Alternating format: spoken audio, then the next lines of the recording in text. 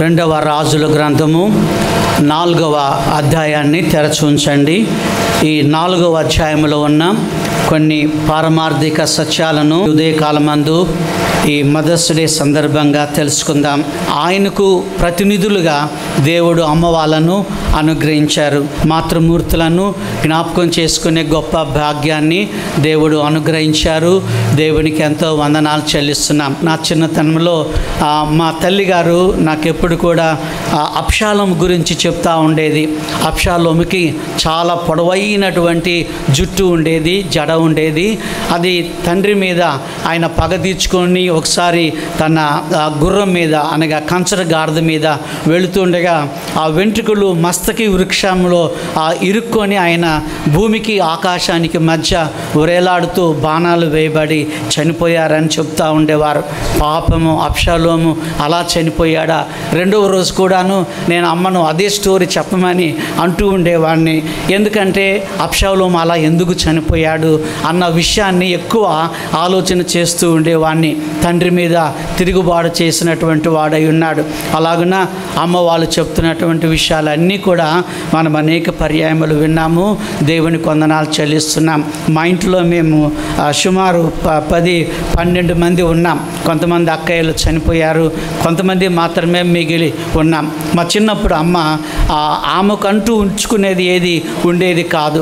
అన్నం అంతా మాకు ఎక్కువ పెట్టేది. రెండవసారి మేము అన్నం అడిగినప్పుడు ఆమెకు లేదు అన్న సంగతి ఆమెకు తెలుసు, కానీ మాకు పెడుతూ ఉండేది. తర్వాత మేము గ్రహించాము అమ్మ తినకుండా మాకు పెడుతుంది అని. అలాగనే తల్లులు ఎన్నో పర్యాయములు వాళ్ళు బట్టలు కొనుక్కోకుండా మనకు బట్టలు కొనిచ్చేవాళ్ళు. వాళ్ళు చదువుకోకుండా మనల్ని చదువుకోమని చెప్పేవారు.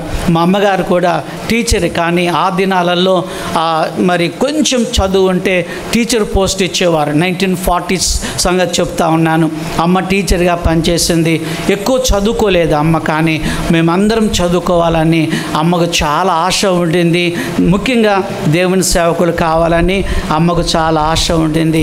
దేవునికి ఎంతో వందనాలు చెల్లిస్తున్నాము. అమ్మ వాళ్ళ కోసమని ఒక అంతర్జాతీయ మాతృ దినోత్సవాన్ని ఏర్పాటు చేశారు. దేవునికి స్తోత్రాలు చెల్లిస్తున్నాం. రాజులు 2వ గ్రంథాన్ని తెరచి ఉంచండి. మీ దగ్గర బైబిల్ గ్రంథం ఉన్నట్లయితే రాజులు 2వ గ్రంథాన్ని తెరచి ఉంచండి. ఇందులో 4 భాగాలు ఉన్నాయండి. చెప్దామా ఎన్ని భాగాలు? 4 భాగాలు ఉన్నాయి. అనగా 44 వచనాలు ఇందులో ఉన్నాయి. రాజులు 2వ గ్రంథము 4వ అధ్యాయములో 44 వచనాలు ఉన్నాయి. ఈ 44 వచనాలను 4 భాగాలుగా మనం చేయొచ్చు. 4వ అధ్యాయము 1 నుంచి 7 వరకు ఒక స్టోరీ ఉంది, నంబర్ 1. రెండవది 8 నుంచి 37 వరకు ఒక పెద్ద స్టోరీ ఒకటి ఉంది, ఒక వాస్తవ గాథ అక్కడ ఉంది. అలాగనే 38వ వచనం నుండి 41వ వచనం వరకు 3వ వాస్తవ గాథ అక్కడ మనం చూస్తున్నాం. నిజంగా జరిగినటువంటి విషయాన్ని మనం అక్కడ గమనిస్తున్నాం. దేవుని వందనాలు చెల్లిస్తున్నాం. అలాగనే ఆఖరిలో 2వ రాజుల గ్రంథము 4వ అధ్యాయము 42 నుంచి 44 వరకు చివరి వాస్తవమైనటువంటి గాథ మనం ఇక్కడ చూస్తున్నాం. మొత్తము ఎన్ని భాగాలు అనుకున్నామండి? 4 భాగాలు ఇక్కడ ఉన్నాయి. బైబిల్ మీ ముందు ఉంచుకుంటేనే ఇది మీకు అర్థమవుతుంది. మొదటి భాగంలో ఒక అమ్మ అప్పు చేసుకుంది, ఒక ప్రవక్త భార్య అప్పు చేసుకుంది. గమనించారా? అప్పు చేయకూడదు, కానీ అప్పు చేసుకుంది. భర్త చనిపోయాడు.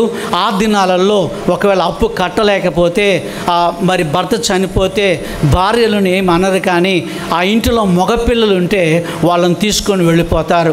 కాబట్టి మగపిల్లలను తీసుకుపోవడానికని అప్పులు వాళ్ళు వచ్చినప్పుడు ఆ వితంతువు, ఆ విధవరాలు నేరుగా ఎక్కడికి వెళ్ళిపోయిందండి? ఏ ప్రవక్త దగ్గరికి వెళ్ళిపోయింది? ఎలీషా ప్రవక్త దగ్గరికి వెళ్ళిపోయింది. అయ్యా, ఇదిగో నా ఇంట్లో కొరత ఏర్పడింది, అప్పులు పాలై ఉన్నాం, నా పిల్లల్ని తీసుకెళ్ళడానికి అప్పులు వాళ్ళు వచ్చారంటే ఎలీషా అన్నారు, అమ్మ నీ ఇంట్లో ఏముంది అని అడిగితే నా ఇంటిలో ఒట్టి కొండ ఒకటి ఉందయ్యా అని చెప్పినప్పుడు, నీ ఇరుగు పొరుగు వాళ్ళ దగ్గర కుండలు తెచ్చుకోమ్మా, ఆ కుండల్లో నూనె వేయండి, అవి సమృద్ధిగా నూనె నింపబడుతుంది, అది మీరు అమ్మి మీ అప్పు తీర్చుకోండి అని ఆయన చెప్పినట్టుగా బైబిల్ గ్రంథంలో మనం చూస్తున్నాం. ప్రియమైన దేవుని బిడ్డలారా, ఆ తల్లి నిద్రపోయిందో లేదో మనకు తెలియదు. అప్పులు, నొప్పులు, తప్పులు నిద్రపోనివు అని చెప్తారు. 3 మనిషిని నిద్రపోనివు. ఒకటి, అప్పు ఉన్నవాడు సరిగా నిద్రపోడు. రెండవది, నొప్పులు ఉన్నవాడు కూడా సరిగా నిద్రపోడు. అలాగనే తప్పులు చేసిన వాడు కూడా సరిగా నిద్రపోడు. మా ఇంటి ఎదురు ఒక టీచర్ అమ్మ ఉంది. ఒకసారి ఎందుకో బాత్రూమ్ కోసమని నేను లేచినప్పుడు 4 గంటల సమయంలో ఇంటి ముందు అలా తిరుగుతూ ఉంది. టీచర్, ఏంటి 4 గంటలప్పుడు మీరు అటు ఇటు తిరుగుతున్నారని నేను ఆ తల్లిని అడిగితే, అప్పుల బాధయ్యా, అప్పులు జ్ఞాపకం వస్తే నాకు నిద్ర రావడం లేదు. అవును, చాలా పర్యాయములు ఈ తల్లి నిద్రపోయిందో లేదో మనకి తెలియదు. కానీ ఎలీషా ప్రవక్త ఆ అప్పు తీరే ఆ గొప్ప మార్గాన్ని చూపించినట్లుగా దేవుని వాక్యంలో మనం చూస్తున్నాం. అది 7 వచనాలలో ఈ మొదటి కథనం ఉంది. రెండవ కథనం వచ్చి మీ అందరికి తెలుసు, షునేమీరాలు మనకు కనపడుతుంది. షునేమీయులు అంటే చక్కని వాళ్ళని అర్థము. షూలమితి కూడా ఈ షునేమి పట్టణానికి సంబంధించిందే. దావీదు రాజుగారు చచ్చిపోయే దినాలలో ఆయన బెడ్ మీద ఉన్నప్పుడు ఒక అందమైన అమ్మాయిని తీసుకొచ్చారు ఆయనకు పరిచర్య చేయడానికి. ఆమె కూడా షునేమీరాలే, చాలా అందమైనటువంటి అమ్మాయిగా ఉంది. ప్రియమైన దేవుని బిడ్డలారా, ఈ షునేమి పట్టణస్థులు చాలా సౌందర్యంకు కలిగినటువంటి వాళ్ళు. అలాంటి సౌందర్యం కలిగిన ఈ తల్లికి, ఈ అమ్మగారికి పిల్లలు లేరు. ఎలీషా ప్రార్థన చేసినందువలన వారికి సంతానము కలిగినట్టుగా బైబిల్లో మనం చూస్తున్నాం. ఆ పిల్లవాడు చనిపోతే కూడా ప్రవక్త దగ్గరకు వెళ్ళి, అయ్యా నా కుమారుడు చనిపోయాడు, నేను పిల్లలు కావాలని నేను నిన్ను అడిగానా? నేను అడగలేదే, మీరు ఇచ్చారు కానీ చనిపోయారు. ప్రవక్త వచ్చి ఆయన తలుపు వేసి ప్రార్థన చేసినప్పుడు ప్రియమైన దేవుని బిడ్డలారా, ఆ షునేమీరాలి కుమారుడు బాగుపడ్డట్టుగా బైబిల్లో మనం చూస్తున్నాం. హల్లెలూయా చెప్దామండి. హల్లెలూయా, దేవుడికి వందనాలు. అలాగనమ్మా, ఈ గ్రామంలో కరువు రాబోతుంది, నీవు ఎక్కడికైనా వెళ్ళిపోమన్నప్పుడు ఫిలిష్తీయ దేశానికి ఆమె వెళ్ళిపోయింది. 7 సంవత్సరాలు ఆమె అక్కడ ఉండిపోయింది. 7 సంవత్సరాల్లో పంట ఎవరో తీసుకున్నారు, ఇల్లు ఎవరో దోచుకున్నారు, ఆమెకు సంబంధించిన పశువులు ఏవైతే ఉన్నాయో అవన్నీ కూడాను దొంగలు దోచుకున్నారు, అనగా పొరుగు వాళ్ళు దోచుకున్నారు. రాజుగారికి ఫిర్యాదు చేసినప్పుడు అధికారిని నియమించి 7 సంవత్సరాల పంట ఆమెకు ఇచ్చినట్టుగా దేవుని వాక్యంలో మనం గమనిస్తున్నాం. అది 2వ భాగంలో ఉంది. 3వ భాగంలో 38 నుంచి 41 వచనం వరకు గిల్గాలకు ఎలీషా ప్రవక్త వెళ్ళాడు. అక్కడ శిష్యులు కరువులో ఉన్నారు. ఒక పెద్ద కుండ తెమ్మని అన్నాడు ఎలీషా ప్రవక్త. వారు కుండ తెస్తే ఆ కూర ఆకులు అందులో వేశారు. ఎవడో ఒక శిష్యుడు వెళ్ళి ఆ వెర్రి ద్రాక్ష కొమ్మలను తెంపుకొని వచ్చాడు. ఆకులను తెంపుకొని వచ్చి కూరలా వండాడు. కానీ అందులో విషం ఉన్న సంగతి వారికి తెలియదు. తెలుసుకున్న తర్వాత, అయ్యా విషం ఉంది అని అన్నప్పుడు ఆ ప్రవక్త ఏం చేశాడు, కొంచెము పిండి ముద్ద తీసుకొని తమ్మన్నాడు. ఆ పిండి ముద్ద ఆ కుండలో వేసినందువలన ఆ విషపూరితమైనటువంటి అన్నము మంచి అన్నంగా మారిపోయింది, మంచి రుచికరమైనటువంటి భోజనంగా మారిపోయింది. దేవుడికి వందనాలు చెల్లించుకుంటున్నాం. చూడండి, మనం దేని గురించి నేర్చుకుంటున్నామంటే క్షేమము కోరేటటువంటి దేవుడు మన దేవుడు. అప్పులు పాలై ఉన్నప్పుడు క్షేమాన్ని కోరాడు, నంబర్ 1. రెండవది, షునేమీరాలికి బిడ్డలు లేనప్పుడు ఆమె క్షేమాన్ని కోరాడు. కరువులో ఉన్నప్పుడు ఆమె క్షేమాన్ని కోరాడు. ఈ ఉదయకాలం అందు నేను చెప్పే సబ్జెక్ట్ ఏంటంటే, క్షేమం కోరిన దేవుడు, నీ క్షేమం కోరిన దేవుడు, నా క్షేమం కోరిన దేవుడు, మనందరి క్షేమాన్ని కోరినటువంటి దేవుడిగా ఉన్నాడు. గిల్గాలులో ఉన్న మనుషులందరూ చనిపోకుండా వారి క్షేమాన్ని కోరి ఒక పిండి ముద్ద తీసుకురమ్మన్నప్పుడు అందులో వేసినప్పుడు అదంతా కూడాను రుచికరమైన ఆహారంగా మారిపోయింది. ఆఖరి భాగంలో మీరు గమనించారా, 42 నుంచి 44 వరకు మొదటి పంట ఒక ఆయన తెచ్చి ఎలీషా ప్రవక్త గారికి ఇచ్చారు. మొదట వెన్నులు తెచ్చాడు, మొదట ప్రథమ ఫలాలు తీసుకొని వచ్చాడు, మొదటి కాయలు ఆయన తీసుకొని వచ్చాడు, మొదట గోధుమ వెన్నులు ఆయన తీసుకొచ్చాడు. చూడండి, బైబిల్లో రాసింది 44 వచ్చిన పై భాగంలో 20 రొట్టెలు తెచ్చాడు, అలాగనే గోధుమ వెన్నులు తెచ్చాడు, అలాగనే పండ్లు తెచ్చాడు. కానీ అక్కడ ఉన్నవాళ్ళు 100 మంది అక్కడ ఉన్నారు. కానీ ఈ చిన్ని ఆహారము, ఈ 20 రొట్టెలు 100 మందికి పంచగలుగుతారా? అప్పుడు ఎలీషా ఏమన్నాడు?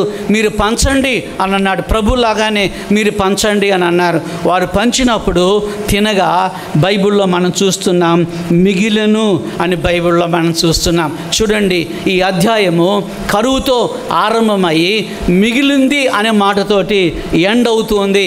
ఈ ఉదయకాల ఆరాధనలో మనం నేర్చుకుంటున్నాము. గమనించారా?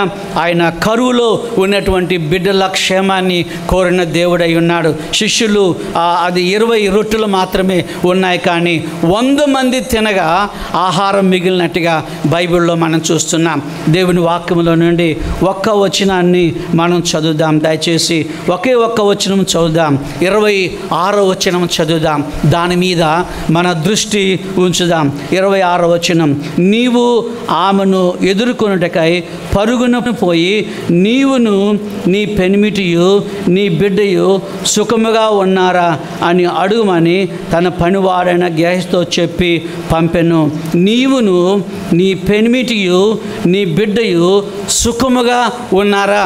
ఇంకో మాట చెప్పాలంటే, నీవును నీ పెనిమిటియు నీ బిడ్డయు క్షేమముగా ఉన్నారా అని బైబిల్లో మనం చదువుకోవడానికి వీలు ఉంది. నీ క్షేమాన్ని కోరేటటువంటి దేవుడు, షునేమి పట్టణస్థురాల యొక్క క్షేమాన్ని కోరినటువంటి దేవుడిగా ఉన్నారు. కొందరు ఎప్పుడు కూడా క్షేమాన్ని కోరరు. నాకు తెలిసిన ఒక అంకుల్, ఆయన చెన్నై వెళ్ళాడు. 4 గంటలకు ఆయన అమెరికన్ కాన్సులేట్కి వెళ్ళాలి. వాళ్ళ ఒక అత్తగారి ఇంటిలో ఆయన ఉన్నాడు. అత్తగారికి చెప్పారు, అత్తమ్మ నేను 4 గంటలకి అమెరికన్ కాన్సులేట్కి వెళ్ళాలి, కాబట్టి నన్ను కనీసం 3:30 కన్నా లేపితే నేను స్నానాలు అది చేసి అమెరికన్ కాన్సులేట్కి వీసా కోసం వెళ్తాను. ఆ అత్తగారికి ఈ అల్లుడు అమెరికా దేశం పోవాలని ఏమాత్రం కూడా ఇష్టం లేదు. కానీ 4 గంటల వరకు నిద్రపోతూనే ఉన్నాడు, మెలకువ లేదు. దేవుడు ఏం చేశాడు అని అంటే, ఒక పిల్లిని పంపించాడు. ఆ పిల్లి వచ్చి ఆయన మీద దూకినందువలన ఆ పిల్లి భయానికి లేచి ఆయన టైం చూసుకునేసరికి 4:10 అయింది. వెంటనే తయారై అమెరికన్ కాన్సులేట్కి వెళ్ళాడు. ఆయన వచ్చి సాక్ష్యం చెప్పాడు ఏంటంటే, నా క్షేమాన్ని కోరిన దేవుడు. అత్తమ్మలు క్షేమాన్ని కోరకపోవచ్చు, మామలు క్షేమాన్ని కోరకపోవచ్చు, అమ్మ వాళ్ళు క్షేమాన్ని కోరకపోవచ్చు, కానీ దేవుడు నీ క్షేమాన్ని నా క్షేమాన్ని కోరేటటువంటి దేవుడై ఉన్నాడు. చూడండి, ఈ షునేమీరాలు క్షామకాలంలో 7 సంవత్సరాలు ఎక్కడికో ఫిలిస్తియా దేశానికి ఆమె వెళ్ళింది. ఆమెకు దేవుడు ఎంత క్షేమం ఇచ్చాడు చూడండి. ఒక పెద్ద ఇల్లు ఇచ్చాడు, డబ్బు ఇచ్చాడు, భర్తనిచ్చాడు, పొలాన్ని ఇచ్చాడు, ఫ్యామిలీ ఇచ్చాడు, కానీ పిల్లలు లేరు. కానీ ఆ పిల్లలు లేరన్న దిగులుతో ఆ తల్లి ఉన్నప్పుడు ఆమెకు పిల్లల్ని దేవుడు ప్రసాదించినట్టుగా బైబిల్ గ్రంథంలో మనం చూస్తున్నాం. మొదటి విషయం మనం నేర్చుకుంటే అంటే, నీవు క్షేమమా? దేవుడు ఈ ప్రశ్న వేస్తున్నాడు. అమ్మా నీవు క్షేమమా? తల్లి నీవు క్షేమమా? ఓ మదర్ నువ్వు క్షేమమా? నిన్ను ఆయన ప్రశ్నిస్తున్నాడు, అడగమంటున్నాడు. గెహజీని అడగమంటున్నాడు. నీవు పరుగున వెళ్ళు, ఆ తల్లిని ఎదుర్కో, తల్లి నీవు క్షేమమా అని అంటున్నారు. చూసారా, అమ్మ వాళ్ళు క్షేమంగా ఉంటే మనందరం కూడా క్షేమంగా ఉండగలుగుతాం. ఒకసారి అమ్మకు జ్వరం వచ్చినప్పుడు ఇంట్లో వంట చేసే వాళ్ళు ఎవరు ఉండరు. ఒకసారి అమ్మకు బాగలేనప్పుడు ఇంట్లో పని ఎంత చూసేవాళ్ళు ఎవరు ఉండరు. అందుకే అమ్మ క్షేమమే మన క్షేమము. నీవు క్షేమమా అని అడగమంటున్నాడు. దేవుడికి వందనాలు చెల్లిస్తున్నాం. ప్రియమైన దేవుని బిడ్డలారా, అమ్మ వాళ్ళు ఆరోగ్యంగా ఉండాలని మనందరం ఆశపడతాం. అమ్మ ఆరోగ్యంగా ఉంటే, అమ్మ భక్తితో ఉంటే మనందరికీ భక్తి కలుగుతుంది. అమ్మ చర్చికి వెళితే మనం కూడా చర్చికి వెళతాం. నాన్న కంటే ఎక్కువ అమ్మ ప్రభావము నా మీద ఉందని నేను చెప్పుకుంటాను. ఎందుకనంటే అమ్మ చిన్నతనంలోనే అన్ని విషయాలు నేర్పించినటువంటి అమ్మగా ఉంది. దేవుడికి వందనాలు చెల్లిస్తున్నాం. ఆయన క్షేమం కోరేటటువంటి దేవుడు, శుభం కోరేటటువంటి దేవుడు. యేసుక్రీస్తు ప్రభులు వారు తిరిగి లేచిన తర్వాత ఆయన నోట్లో నుండి వచ్చిన మొదటి మాట ఏంటి? శిష్యులకు ఆయన కనపడ్డాడు. శిష్యులకు ఆయన కనపడినప్పుడు యేసు వారిని చూచి, మత్తయి 28లో రాయబడి ఉంది 9వ వచనంలో, మత్తయి 28:9లో యేసు వారిని చూచి ఎదుర్కొని మీకు శుభము అని చెప్తా ఉన్నాడు, మీకు క్షేమము అని చెప్తా ఉన్నారు. మా అమ్మగారు నాకు ఉత్తరాలు రాస్తూ ఉండేది. 1975లో ఆ ఉత్తరాలు తెరిచినప్పుడు ఫస్ట్లోనే క్షేమము అని ఉండేది. మొట్టమొదటి లైన్ క్షేమము. ఆ క్షేమం కింద ఇమ్మానుయేలు అని రాసేదమ్మ. ఈ రెండు మాటలు నేను గమనిస్తూ ఉండేవాడిని. మొదటేమో క్షేమము, రెండవదేమో ఇమ్మానుయేలు, అంటే దేవుడు మీకు తోడై ఉన్నాడు, దేవుడు నాకు తోడై ఉన్నాడని వ్రాస్తూ ఉండేది. మన ప్రియ ప్రభు శిష్యులకు ప్రత్యక్షమయ్యి వారికి క్షేమము అని చెప్తా ఉన్నాడు. ఇర్మియా గ్రంథంలో మీరు చూడండి, 29వ అధ్యాయంలో 10వ వచనములో నేను చదువుతున్నాను. 29:10 నేను చదువుతున్నాను. మిమ్మల్ని గూర్చి నేను పలికిన శుభవార్త నెరవేర్చి ఈ స్థలమునకు మిమ్మల్ని తిరిగి రప్పించున్నట్లు నేను మిమ్మల్ని దర్శింతును అని ఆయన చెప్తా ఉన్నాడు. అవును, ఆయన దర్శించే దేవుడై ఉన్నాడు. మనల్ని గురించినటువంటి పలికిన శుభవార్తలు ఆయన నెరవేర్చే దేవుడై ఉన్నాడు. చూసారా, మన ప్రభు నోట్లో నుండి ఎప్పుడూ శుభవార్తలే వస్తూ ఉండేవి. ఎప్పుడు కూడాను ఆయన అశుభమైనటువంటి మాటలు పలికినటువంటి దేవుడు కాదు. అందుకే ఆ గెహజీతో కబురు పెట్టాడు, అమ్మ నీవు క్షేమంగా ఉన్నావా? నీ ఇంట్లో శుభం జరుగుతుందా? నువ్వు క్షేమంగా ఉన్నావా? నీ ఆరోగ్యము క్షేమంగా ఉన్నావా? చాలామందిని మనం గమనిస్తూ ఉంటామండి. ఒకసారి మేము ఇలా కర్నూలు వెళ్తూ ఉన్నాం, కారులో వెళ్తూ ఉంటే ఒక ఆమెతో పొరపాటున అన్నాను మాట, అమ్మా మేము కర్నూలు వెళ్తున్నాము, ప్రార్థన చేయండి అని అన్నాను. ఆమె ఏమంటుందంటే, కర్నూలు రోడ్లో పోయిన వారము 4 చచ్చిపోయారని అన్నది. అనొచ్చు అలాగనా? అనకూడదు. మన ప్రయాణం ఏంటి? నేను 2000 అంటే ఒక 24 ఇయర్స్ కిందట మొట్టమొదటిసారి విమానం ఎక్కుతున్నాను. ఆమ్స్టర్డామ్ వెళ్తున్నాను, యూరోప్కి వెళ్తా ఉన్నాను. మా బంధువులు ఒకరి దగ్గరికి వెళ్ళి ఆ శుభవార్త, అంటే మొదటిసారి నేను విమానం ఎక్కుతున్నాను కదా అని ఆ శుభవార్త ఒక ఆమెతో చెప్పాం. నేను పాస్టమ్మ గారు వెళ్ళి చెప్తే ఆ మంది ఈ మధ్యలో ఫ్లైట్లు బాగా కూలిపోతున్నాయట శామ్యుల్ బాబు, జాగ్రత్త అని అన్నది. గుండె డార్మ్ అన్నది కదండి. ఎంతో భయంగా ఉంటుంది. అక్కడ ఎక్కి కూర్చున్నంతసేపు అవే మాటలు రింగ్ అవుతూ ఉన్నాయి. సరే ఇలా కూర్చున్నాం బెల్ట్ పెట్టుకొని. ఒక ఆమె వచ్చాక నిలబడి చెప్తా ఉంది ఏమంటే, ఒకవేళ యాక్సిడెంట్ అయితే ఈ మార్గం గుండా వెళ్ళాలి, ఈ మార్గం ఈ బెల్ట్ పెట్టుకోవాలి, అది ఇది బెలూన్స్ గురించి చెప్తా ఉంది. ఇక్కడేమో నేల మీద ఉన్నప్పుడేమో ఇలా బలికింది ఆమె, ఇక్కడ వచ్చిన తర్వాత ఏమో అలా చెప్పింది. సరే ఇదేమైనా ప్రార్థన చేసుకున్నాను. చూడండి, చాలామంది క్షేమం పలకరు. మీకు క్షేమం కలగాలి, ఎండ అయినా కూడా దేవుడు మీకు చల్లదనం ఇవ్వాలి, మీ ప్రయాణంలో దేవుడు సుఖకరమైనటువంటి ప్రయాణం ఇవ్వాలని మనం ఆశించి ప్రార్థన చేసి పంపించాలి. ఇక్కడ శిష్యుని కోరుతూ ఉన్నాడు, నువ్వు వెళ్ళి అడుగుంటున్నాడు ఏమని, నీవు క్షేమమా అని అడుగుతూ ఉన్నాడు. ఇది మొదటి విషయం. రెండవ విషయాన్ని చూద్దాం. అదే వచనములో 26వ వచనములో అదే వచనములో రెండవ మాట ఏమంటున్నాడు మీరు చెప్పండి. రెండవ పదం ఏమైతే ఉంది, రెండవ విషయము నీ పెనిమిటి, చెప్దామా, నీ పెనిమిటి క్షేమమా. మొదట ఏమన్నారు, నీవు క్షేమమా, అమ్మా నీవు క్షేమమా. రెండవది ఈ 26వ వచనములో నీ పెనిమిటి క్షేమంగా ఉన్నాడా, నీ పెనిమిటి క్షేమంగా ఉన్నాడా. ఎంతమంది తల్లులు నా పెనిమిటి క్షేమంగా ఉన్నాడు అని చెప్పగలుగుతారు, నా పెనిమిటి రక్షణలో ఉన్నారని చెప్పగలుగుతారు. పాపం ఇష్యూలో మీరు వాళ్ళ భర్త గురించి ఎక్కువ ఏమీ లేదు. ఇక్కడంతా ఆయన చాలా సైలెంట్గా ఉన్నాడు.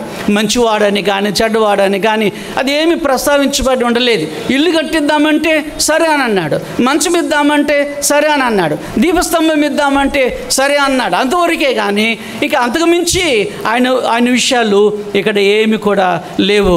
నీ పెనిమిటి క్షేమమా. ఒకటి నంబర్ 1 నేను నేర్చుకున్నామండి, నీవు క్షేమమా. అమ్మ నీవు క్షేమమా. ఓ తల్లి, ఈ మదర్స్ డే సందర్భంగా దేవుడు కోరుతున్నాడు నీవు క్షేమంగా ఉండాలని. రెండవది నీ పెనిమిటి క్షేమమా. ఒకసారి ఒక ఆమె ఇలాగన బజార్లో ఊడుస్తూ ఉంది. ఆమె మన చర్చికి వచ్చామని నేను అన్నాను, అమ్మా బాగున్నావా? పాస్టర్ గారు బాగున్నాను. మీ భర్త బాగున్నారా? వాడు బాగుంటే నేను ఎందుకు అయ్యేడు ఊడుస్తాను అంటుందా అమ్మ. వాడు బాగుంటే ఏమంటుందండి, వాడు బాగుంటే నేను ఎందుకు ఇక్కడ ఊడుస్తానని. అవును, కొంతమంది ఇంట్లో బాగుండరు, ఇంట్లో ఉన్న వాళ్ళందరినీ బాగుండేటట్టుగా కూడా చేయరు. వాళ్ళు అల్లరి చేయాలి, అల్లరికి అందరికీ రుద్దాలి, అందరికీ శాంతి లేకుండా చేయాలి. ఒక తల్లి ప్రార్థన నేను విన్నాను, ప్రభువా నేను నెమ్మదిగా ఉండేలాగానే చేయి, నా ఇంట్లో వాళ్ళందరినీ కూడా నేను నెమ్మదిగా ఉండేలాగానే చేయమని ఒక అమ్మ ప్రార్థన. మగవాళ్ళు కొన్నిసార్లు నెమ్మదిగా ఉండరు, ఇంటిలో క్షేమంగా ఉండరు. చాలా తక్కువ మంది మాత్రమే ఇంటిలో ప్రార్థన చేసుకొని దేవుని వాక్యం చదువుకొని నెమ్మదిగా ఉండే వాళ్ళని మనం గమనిస్తూ ఉంటాం. నా Sunday school teacher Chadalavada Chandramati దేవని ఉంటూ ఉండేవారు. ఆమె మంచి కవిత్రి. ఆమె ఒకసారి ఒక స్టోరీ రాసి నన్ను చదవమని చెప్తే నేను చదివాను. ఆ స్టోరీకి ఏమైనా టైటిల్ పెట్టిందంటే మగవారి మొండి జబ్బులు అని పెట్టింది. మగవాళ్ళ మొండి జబ్బులు. ఏంటా మొండి జబ్బులు అంటే భార్యలు పాపం బట్టలు ఉతుకుతూ ఉంటే పేపర్ చదువుకుంటారు, అదొక మొండి జబ్బు కదండి. ఆ భార్యలు అన్నం వండడానికి ప్రయాసపడుతూ ఉంటారు, కనీసం కూరగాయలు కూడా తెచ్చియ్యరు, అదొక రెండవ మొండి జబ్బు. ఇలాంటి జబ్బులన్నీ రాసింది. అవన్నీ నేను ఇప్పుడు మీకు చెప్పలేను. కానీ ఆ మొండిగా ఉండొద్దు. దేవుని పిల్లలమైన మనము భర్తలు ప్రాముఖ్యంగా మొండిగా ఉండొద్దు. భార్యలకు సహాయం చేసేవారిగా ఉండాలని దేవుడు కోరుతా ఉన్నాడు. హెల్ప్ చేసే బిడ్డలుగా మనం ఉండాలని ఆయన మిక్కిలిగా కోరుకుంటూ ఉన్నారు. గమనించారా? నేను అమెరికా దేశంలో 2 భార్యాభర్తల గురించి విన్నాను. వారు క్రైస్తవ బిడ్డలే. ఆ భర్తకు ఒక చెడ్డ అలవాటు ఉంది. ఏంటంటే ఫ్రిడ్జ్లో ఆమెకి సంబంధించినవి ఏవైనా వస్తువులు పెట్టుకుంటే దానికి డబ్బు పే చేయమని అడిగేవాడు. కారులో ఆమెను తీసుకెళ్తే పెట్రోల్ సగభాగం డబ్బు నీవు పే చేయమని ఆయన అడుగుతూ ఉండేవాడు. అలాగే ఇస్త్రీ చేసుకుంటే కూడా, ఐరన్ చేసుకుంటే కూడా నీ బట్టలు ఇంత టోటల్ అమౌంట్, నా బట్టలకి నేను కట్టుకుంటా, నీ బట్టలు నువ్వు కట్టుకో. ఇద్దరు కలిసి భార్య భర్తలు హోటల్కి వెళితే ఒకవేళ $500 అయితే ఆ $250 భార్యని కట్టమనేవాడు, $250 భర్త కట్టేవాడు. ఇలాగన అన్నిటికీ కూడాను ఆమె మీద ఈ బడ్జెట్ వేస్తూ ఉండేవాడు. అలాంటి వాళ్ళు ఉన్నారు అంటే కొంచెం ఆశ్చర్యం కలుగుతుంది. అది విన్న తర్వాత నేను ఒక ప్రసంగం రాసుకున్నాను. వివాహ బంధమా వ్యాపార సంబంధమా అని ఒక ఆర్టికల్ రాసుకున్నాను. నా బుక్స్లో మీరు చూచి ఉండొచ్చు. వివాహ సంబంధమా వ్యాపార సంబంధమా? చాలామంది వివాహం అంటే వ్యాపారంగా భావిస్తారు, పెళ్ళి అంటే బిజినెస్గా భావిస్తారు. ఏమి రావాలి, ఏమి వద్దు, ఏమి కావాలి, ఇవన్నీ కూడాను ఆలోచన చేసేవారు ఉన్నారు. బైబిల్లో నాకు ఇష్టం లేని 2 భర్తలు ఉన్నారండి. వాళ్ళు ఎవరు అని అంటే 1 సమూయేలు గ్రంథము 25వ అధ్యాయంలో ఒక భర్త ఉన్నాడు. 25వ అధ్యాయం 3వ వచనంలో ఆయన పేరు నాబాలు, అబీగయలు యొక్క భర్త. అబీగయలు సుబుద్ధి కలిగిందే కానీ నాబాలు దుర్మార్గుడు. నాబాలు గురించి ఏమని వ్రాయబడి ఉంది అంటే 3వ వచనం చూడండి. 1 సమూయేలు 25:3. అయితే చర్యలను బట్టి చూడగా నాబాలు మోటువాడును దుర్మార్గుడినై ఉండెను. మోటువాడనై దుర్మార్గుడినై ఉండెను. ఆయనకి ఇచ్చిన టైటిల్ గమనించారా?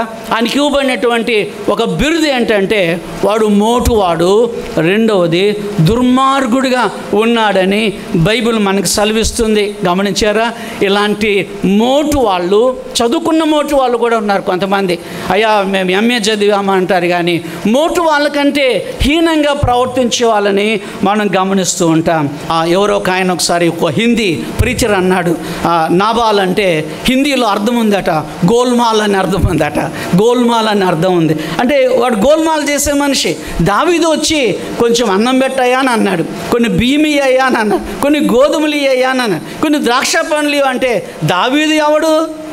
తన యజమానుని దగ్గర నుంచి పారిపోయిన వాళ్ళని ఈ అడవిలో మేము చాలామందిని చూస్తున్నాము అని అన్నాడు. నాబాలు దుర్మార్గమైనటువంటి పెనిమిటిగా ఉన్నాడు. రెండో వాడు ఎవడనంటే అహాబు అనేవాడు. అహాబు అనేవాడు 1 రాజుల గ్రంథము 21వ అధ్యాయము 25వ వచనములో అహాబు గురించి రాస్తుంది. తన భార్య అయిన యెజబెలు ప్రేరణ చేత యెహోవా దృష్టికి కీడు చేయ తన్ను తాను అమ్ముకొనిన అహాబు వంటి వాడు ఎవడును లేడు అని. అమ్ముకున్నటువంటి అహాబు, తనను తాను అమ్ముకున్నటువంటి అహాబు, అక్రమానికి అమ్ముకున్నటువంటి అహాబు గురించి బైబిల్లో చూస్తున్నాం. పక్కవాడి సొమ్ము దొంగిలించడానికి తన్ను తాను అమ్ముకున్నటువంటి భర్తగా ఉన్నాడు. కానీ గమనించండి, అహాబు లాంటి భర్తలు, అలాగనే నాబాలు లాంటి భర్తలు ఎంతోమందిని మనం గమనిస్తూ ఉంటాం. ఈ మధ్య ఒక కొత్త రకమైన భర్తను గురించి నా కళ్ళతో నేను చూశాను. అంటే టెలివిజన్లో TV9లో నేను చూశాను. 2 భార్యాభర్తలకు వివాహమైంది, ఫస్ట్ నైట్ ఆ భార్య ఏడుస్తూ ఉంది. భర్తతో ఏమీ మాట్లాడలేదు. తాలిబొట్టు అయితే కట్టించుకుంది. ఆ భర్త ఎందుకో పాపం దగ్గర కూర్చొని ఎందుకు ఏడుస్తున్నావని ఆ భార్యని అడిగితే ఆమె స్టోరీ అంతా చెప్పుకొని వచ్చింది. ఏంటంటే, ఈ పెళ్ళి నాకు ఇష్టము లేదు, మా అమ్మ నాన్న వాళ్ళు నీకిచ్చి నన్ను పెళ్లి చేశారు. మరి ఎవరంటే ఇష్టము? నేను ఒక అబ్బాయిని కాలేజీలో ఉన్నప్పుడు ప్రేమించాను, ఆయనంటేనే నాకు ఇష్టం. పాపం ఆయన చెల్లించిపోయాడు. ఆ నూతనమైనటువంటి భర్త చెల్లించిపోయి TV9 వాళ్ళను పిలిచాడు. TV9 వాళ్ళు వచ్చారు. ఈ కొత్త భార్యాభర్తల ముందు కూర్చున్నారు. ఆ అబ్బాయి ఎవరైతే ప్రేమించాడో ఆ పిల్లవాడిని కూడా పిలిచి ఈ భర్త ఏం చేశాడనంటే ఈ అమ్మాయి చేయి తీసి ఆయన చేతిలో పెట్టాడు. ఆ పైన ఏం రాసి ఉందంటే భార్యాదానము అని రాస్తుంది. రక్తదానం అంటాం కదా, అలాగనే ఏ దానం అండి? భార్యాదానము. రక్తదానము, గోదానము, భూదానము, వాగ్దానము, ఇవన్నీ చాలా వాగ్దానాలు ఉన్నాయి. వస్త్రదానము, అన్నదానము కదండి. రేపు ఓటు దానం ఉంది మనకి, జాగ్రత్త. కనుక భార్యాదానం ఎంత వెరైటీగా అనిపించిందంటే ఏమనాలి? ఆ విచిత్రమైన గాథను ఏమనాలి చూడండి. నాబాలు లాంటి భర్తలు, ఆహాబు లాంటి భర్తలని మనం చూస్తూ ఉన్నాం. ప్రియమైన దేవుని బిడ్డలారా, నీ భర్త క్షేమము కోరే దేవుడు. తల్లిగా నీ క్షేమాన్ని కోరేటటువంటి దేవుడై ఉన్నాడు. దేవుని వందనాలు చెల్లిస్తున్నాం. మూడవ మాట చెప్పి నేను ముగిస్తాను. ఒకటి, అమ్మను దేవుడు అడుగుతున్నాడు, నీవు క్షేమమా? రెండవది ఏం నేర్చుకున్నామండి? నీ పెనిమిటి క్షేమమా, నీ భర్త క్షేమమా అని అడుగుతా ఉన్నాడు. మూడవది మనం చూద్దాం. ఇదే 26వ వచనం, 2వ రాజుల గ్రంథము 4వ అధ్యాయము 26వ వచనంలో, నీ బిడ్డయు క్షేమమా. ఎవరు క్షేమం అండి? నీ బిడ్డ క్షేమమా. మొదట ఎవరి క్షేమం కోరాడు దేవుడు? తల్లి క్షేమాన్ని కోరాడు. రెండవది పెనిమిటి యొక్క క్షేమాన్ని కోరాడు. మూడవది నీ బిడ్డ క్షేమమా. అవును, మన బిడ్డలు క్షేమంగా ఉండాలని అందరం కోరుకుంటామండి. బిడ్డల క్షేమాన్ని కోరనటువంటి అమ్మ నాన్నలు ఎవరు కూడా ఉండరు. నీ బిడ్డ క్షేమంగా ఉండాలి. అవును, ఎప్పుడు కూడా అమ్మ నాన్న వాళ్ళు పిల్లల్ని ముద్దాడుతూ ఉంటారు. పిల్లలు గొప్పవాళ్ళు కావాలని పిల్లల్ని గురించి అందరికీ గొప్పగా చెప్పుకుంటూ ఉంటారు. మనల గురించి, మనవరాడి గురించి గొప్పగా చెప్పుకుంటూ ఉంటారు. గమనించండి ప్రియమైన దేవుని బిడ్డలారా, ఆ దేవుడు మన బిడ్డలను, మన పిల్లల్ని క్షేమంగా ఉంచినటువంటి దేవుడై ఉన్నాడు. మన బిడ్డల క్షేమాన్ని కోరినటువంటి దేవుడై ఉన్నాడు. నీ బిడ్డ ఒకవేళ కుమారుడా, కుమార్తె, వారి క్షేమాన్ని కోరినటువంటి దేవుడై ఉన్నాడు. దేవుడు చిన్న బిడ్డల్ని మనకి ఇచ్చినప్పుడు నేను ఇలా చేసేవాడిని. అందుకే నేను తల్లులతో చెప్తాను, తండ్రులతో చెప్తాను ఏంటంటే, శైలిస్ చిన్న పాపుగా ఉన్నప్పుడు నా కాళ్ళ మీద పడుకోబెట్టుకునే, శిల్ప కూడా చిన్నగా ఉన్నప్పుడు పాస్టమ్ గారు లోపల ఏమైనా పని చేసుకుంటూ ఉండేటప్పుడు నా దగ్గర ఉంచుకొని వాళ్ళ కాళ్ళ మీద నా చేతులు పెట్టి ప్రార్థన చేసేవాడిని. వాళ్ళ చేతుల మీద నా చేతులు పెట్టి ప్రార్థన చేసేవాడిని. వాళ్ళ తల మీద నా చేతులు పెట్టి ప్రార్థన చేసి, ప్రభువా ఈ మైండ్ మీ కొరకు వాడుకోనండి, ఈ కాళ్ళు మీ కొరకు వాడుకోనండి, ఈ చేతులు మీ కొరకు వాడుకోనండి. పిల్లలు సుమారు ఒక 10 దేశాలకు పైన వెళ్ళి సువార్త సేవలో లేకపోతే కాన్ఫరెన్స్లలో బిడ్డలు పాల్గొన్నారు. దేవుడికి వందనాలు. మనం చేసిన ప్రార్థన ఎప్పుడు కూడాను దేవుడు తుడిచివేసే దేవుడు కానే కాదు. ప్రియమైన బిడ్డలు, నా తల్లి నాకు చెప్తూ ఉండేది, నేను నీ కొరకు ఇలా నేను ప్రార్థన చేశాను. దేవుడు చాలా విషయాలలో నన్ను ఘనపరిచినటువంటి దేవుడై ఉన్నాడు. ఆరోగ్య విషయంలో ఘనపరిచిన దేవుడు. అమ్మ చేసిన ప్రార్థన, నాన్న చేసినటువంటి ప్రార్థన చూడండి. దేవుని వాక్యంలో 115వ కీర్తన 13వ వచనంలో మీ పిల్లల గురించి రాయబడి ఉంది. మన పిల్లల గురించి రాయబడి ఉంది. పిల్లలనేమి పెద్దలనేమి తన యందు భయభక్తులు గల వారిని యెహోవా ఏమనుందండి? ఆశీర్వదించును. పిల్లలనేమి పెద్దలనేమి తన యందు భయభక్తులు గల వారిని యెహోవా ఆశీర్వదించును. 115వ కీర్తన 13వ వచనంలో ఈ మాట ఉంది. 115వ కీర్తన 13వ వచనంలో పెద్దల్ని దీవిస్తానన్నాడు, పిల్లల్ని దీవిస్తానన్నాడు. ఆయన యందు భయభక్తులు గల వారందరినీ కూడా నేను ఆశీర్వదిస్తానని వాగ్దానం చేసినటువంటి దేవుడిగా ఉన్నాడు. ఇంకో మాట ఈ 14వ వచనంలో అదే కీర్తన 115వ కీర్తన 14వ వచనంలో ఇంకో మాట ఉంది. యెహోవా మిమ్మును మీ పిల్లల్ని వృద్ధి పొందించును అని వ్రాయబడింది. మిమ్మల్ని మీ పిల్లల్ని వృద్ధి పొందించును. మీ బిడ్డల్ని వృద్ధి పొందించే దేవుడై ఉన్నాడు. నీకు ఒకవేళ ఆడబిడ్డ ఉందేమో, నీకు ఒకవేళ మగపిల్లవాడు ఉన్నాడేమో, ఆ బిడ్డల్ని వృద్ధి పొందించే దేవుడై ఉన్నాడని బైబిల్లో మనం చూస్తున్నాం. ఈ తల్లికి ఒక కుమారుడు జన్మించాడు. ఆ కుమారుడు చనిపోయినప్పుడు ఆ ఎలీషా ప్రవక్త కొండ మీద ఉన్నాడు. ఆ కొండ మీదకు ఆమె గాడిదను తీసుకొని, పనివాడిని తీసుకొని ఆమె పరుగున వెళుతూ ఉంటే ఆయన గమనించాడు. ఆ తల్లి ఏదో వ్యాకులతో ఉన్నది, ఆ తల్లి ఏదో దిగులుతో ఉంది. గెహజీ, నువ్వు వెళ్ళి అడుగు, నీవు క్షేమమా, నీ పెనిమిటి క్షేమమా, నీ బిడ్డ క్షేమంగా ఉన్నారా, నీ పిల్లవాడు క్షేమంగా ఉన్నాడా? ఆ తల్లి ఏం చెప్పింది బైబిల్లో? అవును, క్షేమము అని చెప్తా ఉంది. అది అబద్ధమా? అబద్ధమేమి కాదు. ఎందుకు అబద్ధం కాదు? ఏం చెప్పాలి అసలు జవాబు? అయ్యా, నేను క్షేమంగా ఉన్నాను, నా భర్త క్షేమంగా ఉన్నాడు, మా అబ్బాయి చచ్చిపోయాడని చెప్పాలి. వాస్తవానికి ఆ తల్లి అలా చెప్పలేదండి. ఏం చెప్పింది? అందరూ క్షేమంగా ఉన్నాము అని చెప్పింది. ఎందుకు అలా చెప్పింది? అది ఒకవేళ నీ దృష్టికి అబద్ధం కావచ్చు, కానీ నేను వెళ్ళేది పరమ డాక్టర్ దగ్గరికి, జీవాన్నిచ్చే డాక్టర్ దగ్గరికి నేను వెళుతున్నాను. ఆయన తప్పకుండా నా కొడుకుని బాగు చేస్తాడు. కాబట్టి ఆయన చావలేదు, ఆయన చనిపోలేదు, ఆయన బ్రతుకుతాడు. ప్రవక్త వస్తాడు, ప్రార్థన చేస్తాడు, నా కుమారుని బ్రతికిస్తాడు. ఆయనను తీసుకొని ఇంటికి పరుగున వచ్చింది. గెహజీ వెళ్ళి ఒక దండం ఆ పిల్లవాని మీద, చచ్చిపోయిన పిల్లవాని మీద పెడితే ఏమీ కాలేదు. వచ్చి చెప్పాడు, అయ్యా ఏమీ కాలేదు, దండం పెట్టాను, అంటే కర్ర ఒకటి పెట్టాను, ఏం కాలేదు. ప్రవక్త వెళ్ళాడు, అదే దండమును ఆ పిల్లవాని మీద ఉంచి ఆయన చేసిన పని ఏంటి? గెహజీ చేయని పని ఏంటి? ఈయన చేసిన పని ఏంటంటే, గెహజీ తలుపు వేయలేదు, గడియ పెట్టుకోలేదు. కానీ ఈ ప్రవక్త ఎలీషా లోనికి వెళ్ళి గడియ పెట్టి తలుపులు వేసి ఆ పిల్లవాని మీద దండం ఉంచినప్పుడు ఆ పిల్లవాడు బ్రతికినట్టుగా బైబిల్లో మనం చూస్తున్నాం. చప్పట్లు కొట్టి ప్రభుల వారికి వందనాలు తెలియచేద్దాం. ప్రియమైన దేవుని బిడ్డలారా, మృతులు బ్రతికినట్టుగా బైబిల్లో ఉంది. పిల్లవాళ్ళు చచ్చిపోయిన స్థితిలో ఉన్నప్పుడు ఆయన బ్రతికించే దేవుడై ఉన్నాడు. హెబ్రీలకు రాసిన పత్రిక ఆఖరిగా ఈ వచనం చెప్పి నేను ముగిస్తాను. హెబ్రీలకు రాసిన పత్రిక 11వ అధ్యాయము 35వ వచనాన్ని మీరు చూడండి. స్త్రీల గురించి వ్రాయబడి ఉంది, ముఖ్యంగా అమ్మ వాళ్ళ గురించి వ్రాయబడి ఉంది. మహిళల గురించి దేవుడు చెప్తా ఉన్నాడు. అమ్మ వాళ్ళు అండర్లైన్ చేసుకోండి. ఈ మాట చాలా శ్రేష్టమైనటువంటి మాట, మధురమైనటువంటి మాట, మంచి వాగ్దానంతో కూడిన మాట.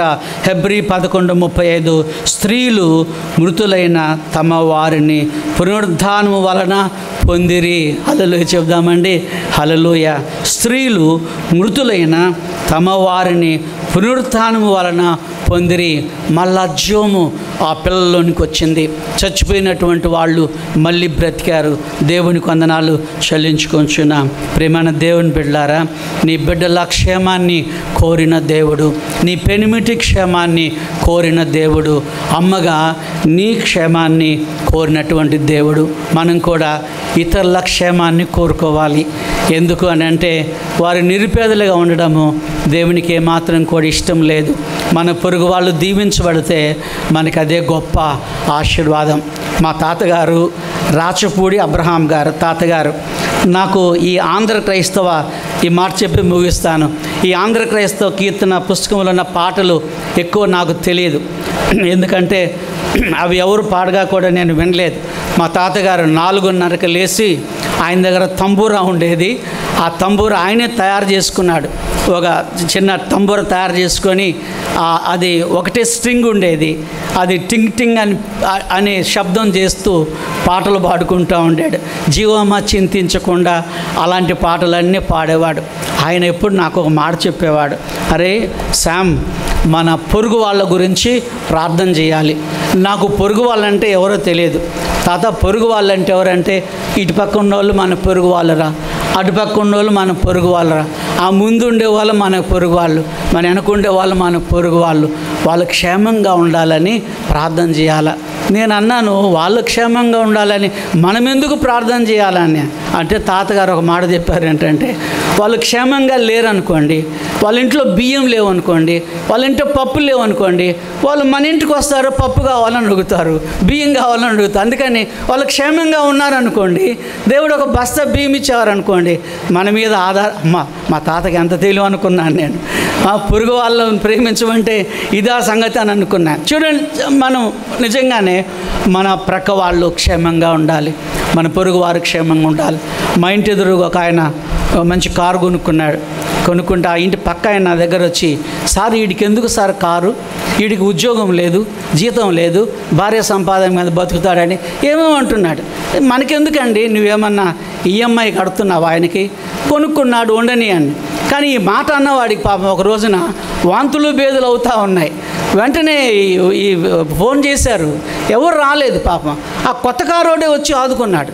నేను హాస్పిటల్ నుండి వచ్చినాక ఆయన అన్నాను, నువ్వు వాడికి కారు ఎందుకని అన్నావా, ఇప్పుడు చూసావా నీకు విరోచనాలు అయితే ఎవరి కారు ఉపయోగపడింది, వాని కారే ఉపయోగం. అందుకనే ఇతరుల క్షేమం కోరుదాం మనం, ఇతరులు బాగుండాలని, ఇతరులు చెడిపోవాలని ఎప్పుడు ఆలోచన చేయొద్దండి. మనమే చెడిపోతాం.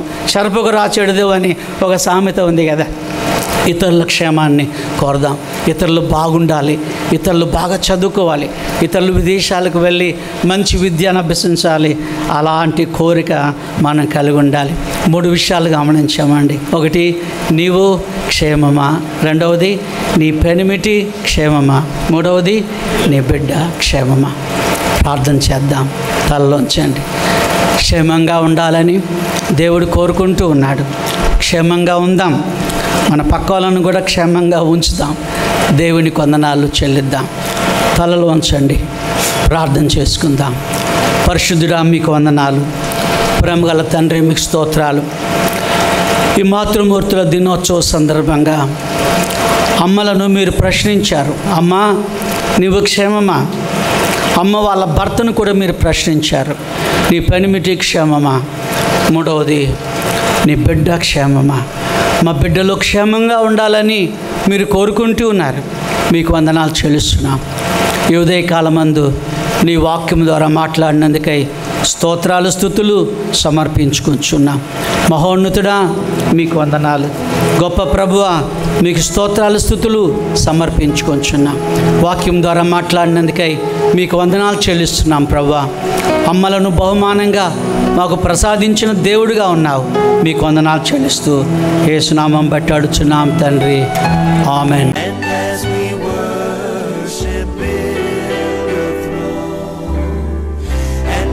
We were